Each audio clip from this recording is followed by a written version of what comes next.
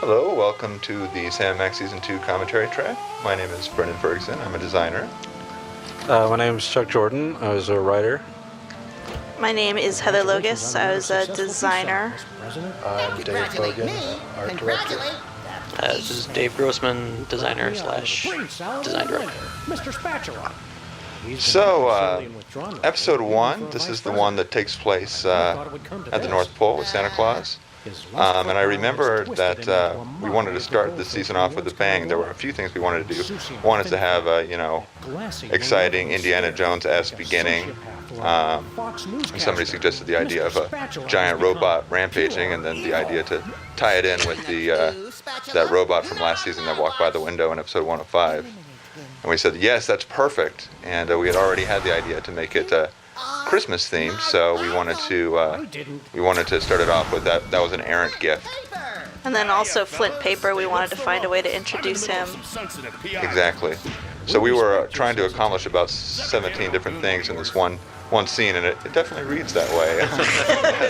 And then real quick, let me just mention that, and also one other thing. Oh, don't forget he's still the president. And Oh yeah, hey look, it's Flint.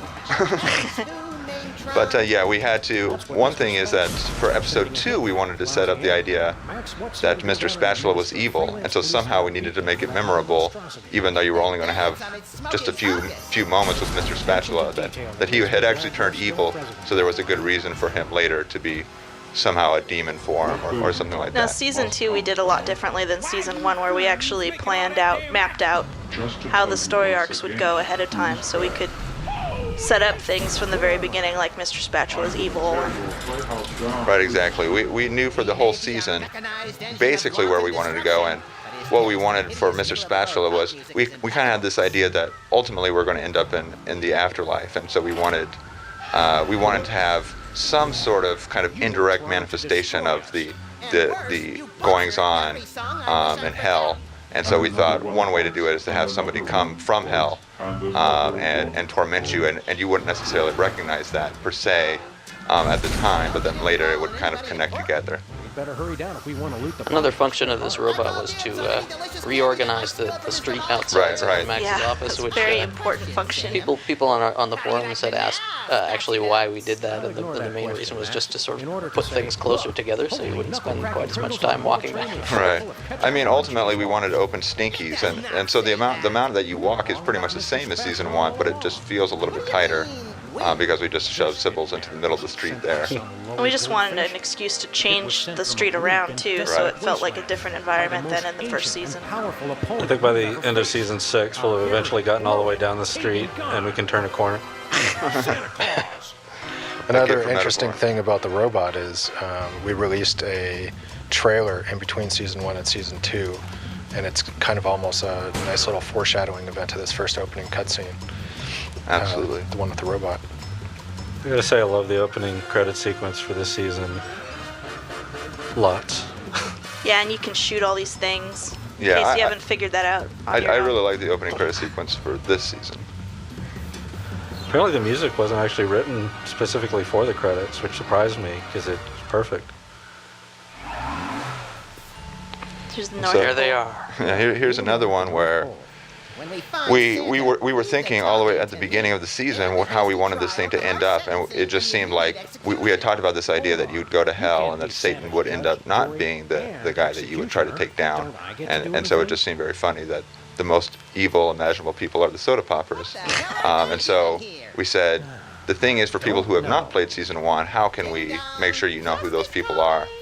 And so we had the idea, well, there seems to be some kind of connection between soda poppers and elves, and just generally short people all kind of hang out at the North Pole. So we just shoved them there, and we're hoping that it would just read as kind of random enough. So it was very strange feeling to read everybody's intense hatred at their sore thumbedness in this episode, wondering if later that would make them happy when they realized there was a purpose or not.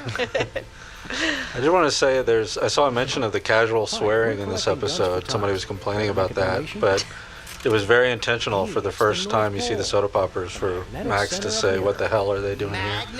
Because we wouldn't mention hell ever again until we got to the end of the season. magnetism? So It's an interesting theory, but I'm not convinced. And I also really liked about this episode the Thing influence from John Carpenter's The Thing, Okay, fine. I guess I can believe it too. which then. is something that seemed Let's do that just thing really with fun guns to again. do. Yeah, that was a fun way to think about the North Pole. And the intensity of what's going on there, and the artist really Magic. did a fantastic job with the outside of this environment. It's so Sam, beautiful Give me the rest of those. and The also escalator desolate tree. and scary. Metropolis. There was a lot of talk about the escalator tree, as I recall. You That win was a again. Yeah, that was. big stink about This how are we going is to a get perfect this character to example walk of an the tree? animator going awry right here. You know, it solved a lot of problems for us technically to get them up to the chimney top. Their It exorcism was just a instructions. way for an animator to get a little inside joke in there, which really means You don't nothing. know anyone But who's possessed. that's how the elevator tree happened. That ho ho ho, I'm on Escalator fire. tree. Actually, I remember because we had set that scene up No more where arcane Max would rituals. fall down the thing and he would say ho ho ho, I'm on fire. But then it ended up getting cut for some reason, and I remember specifically going back to that one thing when I played through the game. I just couldn't take it that he didn't say ho ho ho, I'm on fire. I said no, I will personally make sure this works. Roman Polanski? Finally, draw the hell. Oh, that was originally Lech Walesa, wasn't it? Yeah, it was. Using personal information. One of our writers for this episode, Ian Dallas, was saying that was a little bit too obscure, he thought. And so we changed to Roman Polanski, and everybody went, who's Roman Polanski? So apparently there are no really famous Poles, so try to step it up, Poland, if you can. And then this is another place where we really did a lot of thinking about how the recurring environments could be different this time around, because we didn't want you to feel like you were just walking around the season 1 environments all over again. So for Bosco, we really ramped his paranoia up. Hideous. Claw my eyes out, Yeah, and this is Sam. again is kind of kicking off his whole arc for the entire season. Just the instant you walk in that door, you know something's going on. Right. Yeah, last season we went with a whole paranoia theme, so this season we try to really set him apart by making him very paranoid. No, but But actually we to me, just brought it to a whole new level, though. yeah, we did kind of wrap up that story finally. Not your best pickup And a line, nice kind of Bosco. refreshing visual change also. Yeah, just change the color of a room. Oh, As, what? That's a pickup line. That was everybody's favorite line. I think my package is the bomb. With disguise this time? Sam, you poor naive fool. Don't you realize the time for disguises is past? Yeah, you poor naive Thank fool. goodness. The Don't you disguises were realize getting that? a little bit shitty. yeah. Disguise could never I personally could go on forever with disguises, but that's just me. Them? That wasn't just a running joke. That was a. That was me living out my own fantasies. I'm not sure if you noticed, but this ain't a store no more, man. I love that too. The haven't bathroom noticed door with anything. the crazy lasers all over it. Yeah, I think this season really started kicking off our putting more focus and attention on actual effects in our games, and Yeah, the you'll effects see are as outstanding. the episodes come one by one, everything gets a little more complex and crazy, and nicer looking, especially by the end episode with all the snowflakes. Do you have and any craziness. inflatable arms capable of being used as replacements for your real arms? Didn't I just tell you this ain't a store no more? So for this episode, we had two writers that we brought in. One was Jeff Lester, whom we used last season. He did a lot of this dialogue with Bosco and around the street. Did a great job. And we also had, as I mentioned, Ian Dallas, who came and helped out with the design and writing for this episode and also the next episode. And thank goodness for those guys. They did an outstanding job. And we were really pressed when we were making this episode. We were doing episode 1 and 2 essentially at the same time. And it was a nightmare. And then luckily we brought Chuck in. We got him just in time, and he was able to do a script doctoring pass on this episode. Yeah, I was going through just trying to make everything sound consistent, and it would have been totally impossible to do if it hadn't had so much stuff in place. Because, I mean, to this day, I still conflate episode 2 and episode 1. Can't remember which is which. I did want to mention that, yeah, 2 of my best gags in the whole season are from this episode. That Jeff wrote one about the, was I a fortune teller or a sports therapist? And The crystal balls wrote one. Ian wrote the one about the elf saying, "It's always in the last place I look, like my tumor." Those were good lines. The Stinkies. We never close. I liked how you said those were two of your best lines. I'm Oh, of your did I best say ones. two of my favorite? Is what I meant to say. Those were two of my best.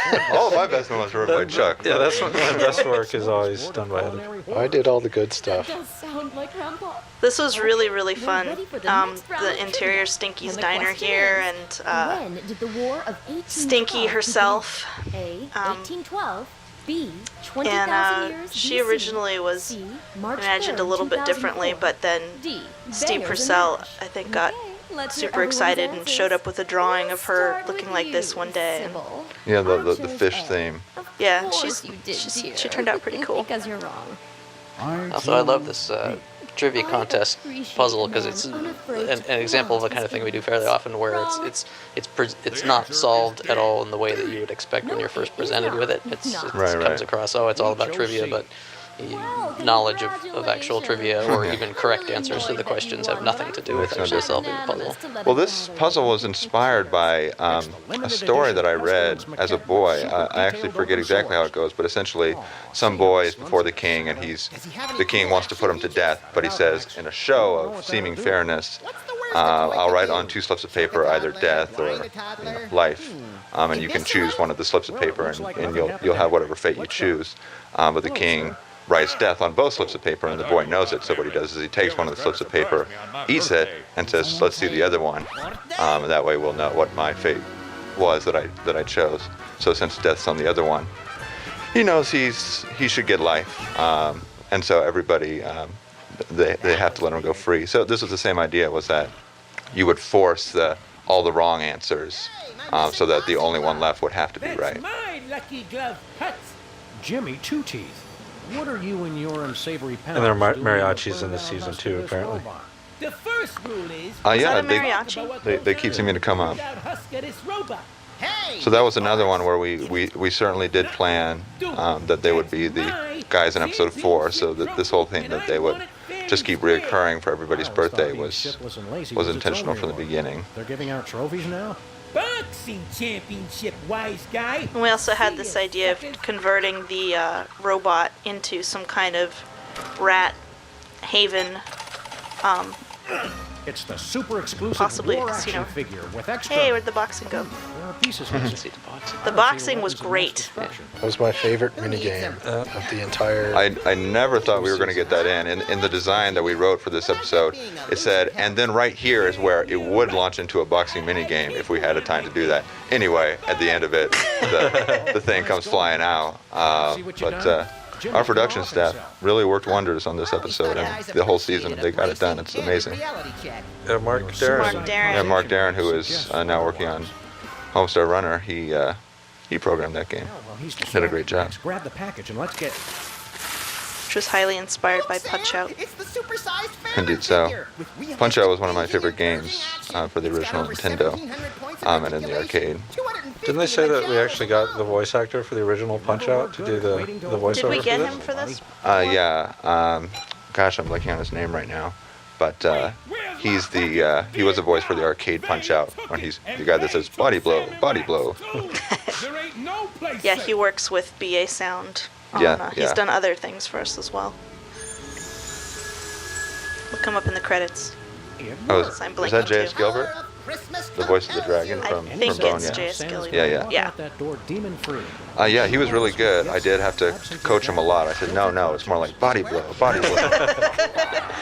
Wait, And this guy is fantastic. Which guy? no. The monster. Oh, yeah. Remember Dave Bogan showing me drawings of this guy, and it was just so fantastically exciting. He's pretty cool, but he turned out to be quite a How nightmare. come his gun isn't in there? He's a monster. There's a bat. Yes. But he was very, didn't ship I really us. wanted him to be some kind of Very tentacly, important. like Make sure you have H.P. the Lovecraft spirits of Christmas inspired to contain the creature, beast but he also or kind of had to you're look screwed. like he was made out of jello. So,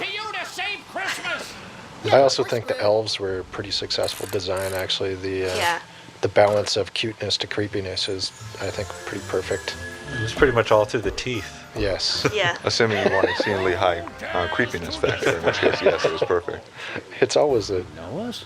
The balance is always a little off. Those who have ever ruined Christmas. So this is actually the plot line that I remember wanting from the beginning for this episode, that you would do some kind of Christmas Carol thing, because I'm always really interested in finding ways to revisit places in a different light. So I was really intrigued by the idea of going to Christmas past and future and so on. Of course, then we ended up then making an entire episode about time travel, so it was a little bit of overkill, but what can I say? I still like And it. automobiles and federal statutes. It is your own selfish actions that have brought this to pass. The voice of Santa is Terry McGovern. I think that might be my favorite performance from the season. I really like Santa. He does all the Santa voices here. Need the combined help of all three He of also us. teaches acting. So. Defeat. And he's the guy who said, "Look, sir, droids," in the first Star Wars. Wow. Yeah, that line was written in the script too, but he just couldn't hit it the way we wanted to. He's obstinate about it. Look, sir, droids. No. Let's see what Stinky's getting from This Santa. episode is so good because it goes everywhere. Like, there's so much stuff that happens. It's full of coal. Yeah, that's good for people at home, bad for the people that had to make it. It is kind of a sampler for all the remaining episodes, because there's a little bit of time travel, there's a demon, there's I thought this was a fantastic effect. a candy cane The time candy portal. cane portals, yeah, those are really neat. How many different ways can you do a portal? Well, we ended up We'll somehow find out, having apparently. portals in every episode, and John and Marco, who have to make the effects, they were not liking us. Here we are in your office in the We were not at all inspired by the game of the same. I remember this. Wasn't. This is when we had to retrieve the Toy Mafia's meatball Somehow sandwich. spinning Yeah, the that's right. void spirals keep making their way into our Some more? No way, visuals. Max. These Right, cats Dave Grossman was mentioning that Portal, the game, was a lot of comparisons were drawn to that in episode 2, actually. And it was, I remember distinctly, as soon as we finished the design for episode 2, that somebody read it and said, "Hey, this is just like that game Portal that's going to come out." I said, "Portal? What's that?" So it was unfortunate. And of course, everybody said it was clearly inspired by this game. It's like, yes, we went into the future. Yeah, we unfortunately have to make these games a long time before they actually get released. It's hopeless. The doctors say his Tourette's syndrome And Timmy will is kill him the if they best don't operate YouTube soon. fodder. Don't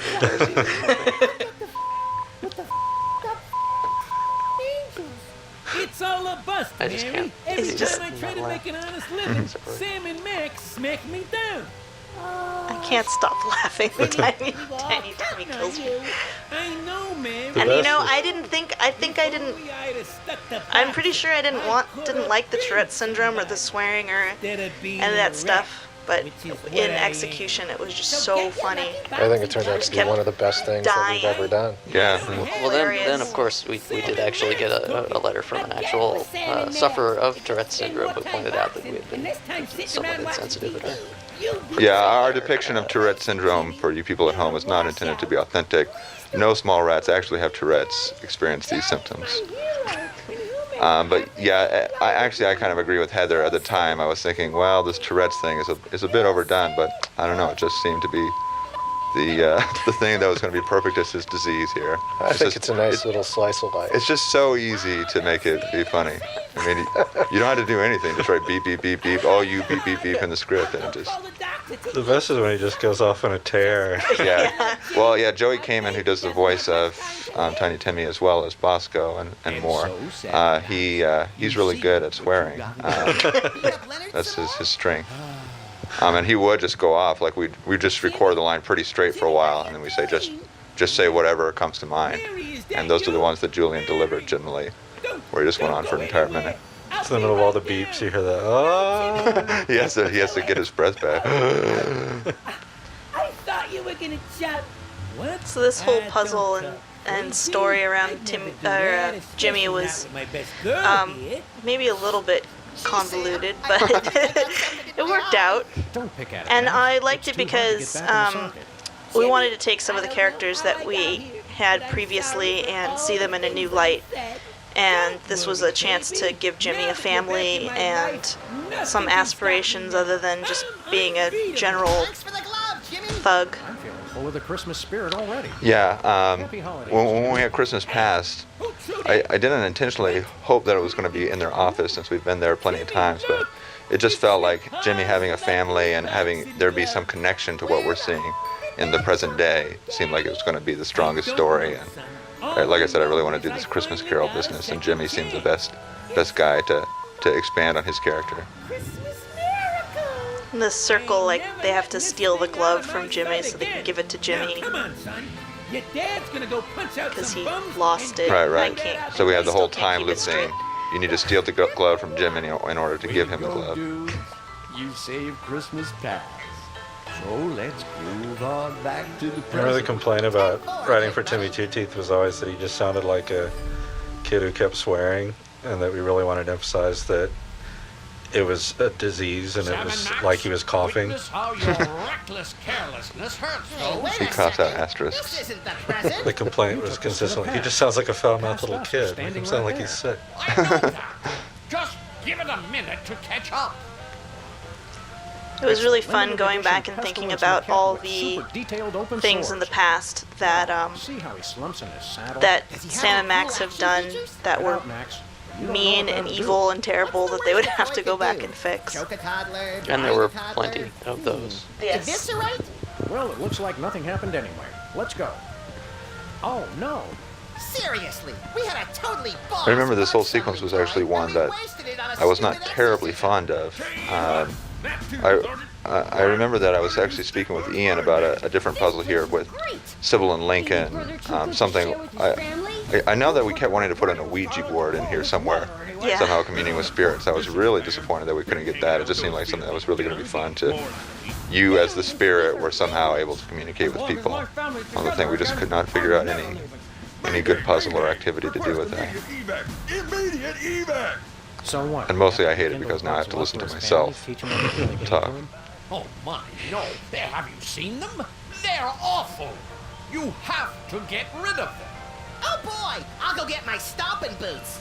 And it was a bit strange here because we wanted to have it in Christmas present, but somehow we wanted to show this idea that Sam and Max have been causing all these problems, and you need to solve your own mistakes. So somehow we needed to show, here is what you did in order to cause the problem. So we actually had to go a bit back in the past, and I think we were debating at some point, should I make reference to the fact that, oh, we're seeing ourselves from a bit ago.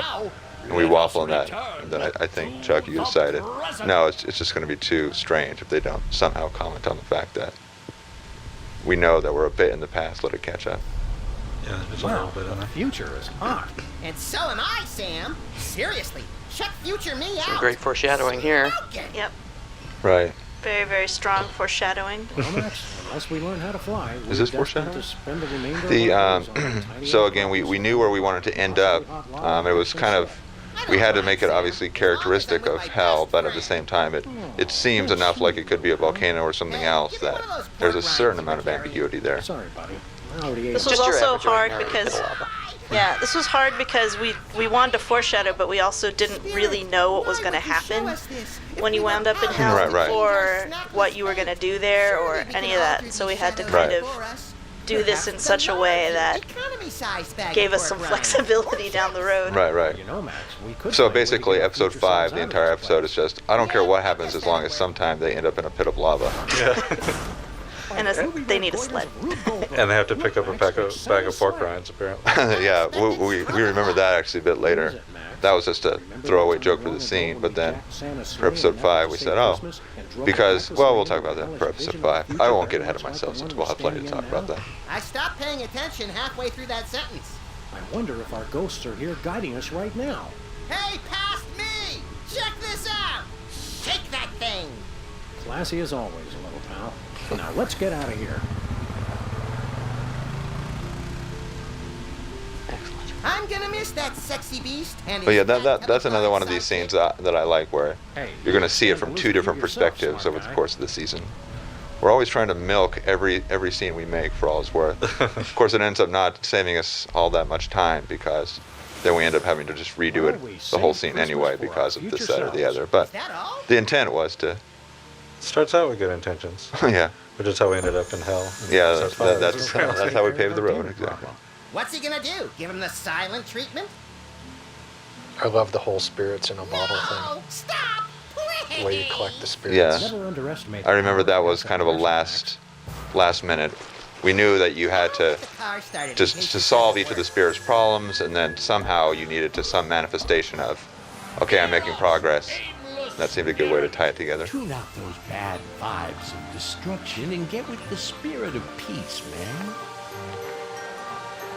Reject violence and Here's another good one where it's purely a directorial decision to have all of the violence occur off screen here.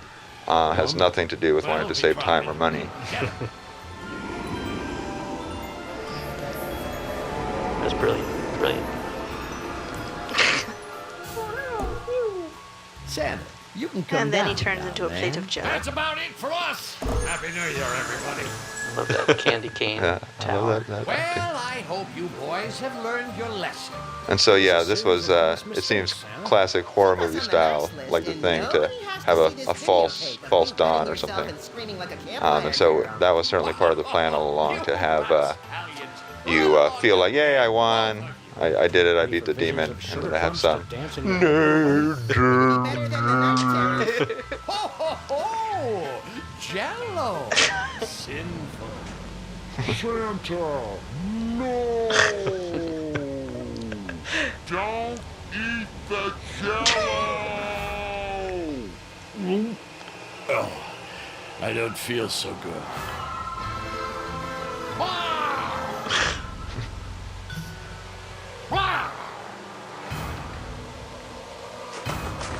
Actually, when Max's voice is slowed down like that, he sounds a little bit closer to Yeah, his real voice. yeah. Maybe we should just slow them all down. Now what? Poke holes in the box and keep him? Right, So we there was just a very cool elaborate puzzle yeah, there. we skipped over the soda poppers just appear magically. Anyway, yeah, that was our Rube Goldberg puzzle. The Incredible Machine is one of my favorite games. Where he belongs. Under an and, unsuspecting child's bed?